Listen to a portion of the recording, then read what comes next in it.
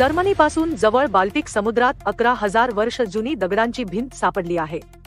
ही भिंत अतिशय प्राचीन आहे। त्यावेळी हा भाग समुद्राखाली गेलेला नव्हता।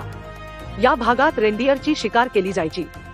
समुद्रात सापडलेली भिंत 975 मीटर लांब असून 3 फूट उंच आणि 6.5 फूट रुंद आहे। संशोधकांना भिंतीचा 2/3 भाग सापडला आहे। या भिंतीमध्ये 1670 दगड आहेत।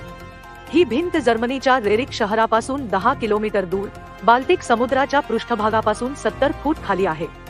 बाल्टिक सागराच्या या भागाला मेक्लेनबर्ग खाडी म्हटलं जातं।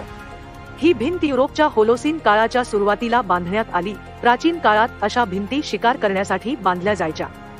शिकाऱ्यांचे समूह त्यांच्या शिकारीला पळायला भाग पाडायचे आणि या भिंत उभारलेल्या परिसरात आणायचे।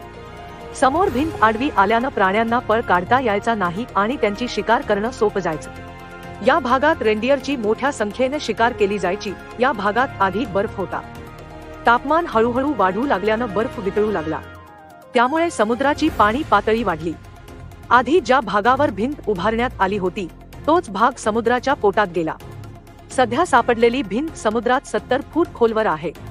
हा भाग हिमयुगाच्या शेवटी म्हणजेच 8500 वर्षांपूर्वी पाण्याखाली गेला।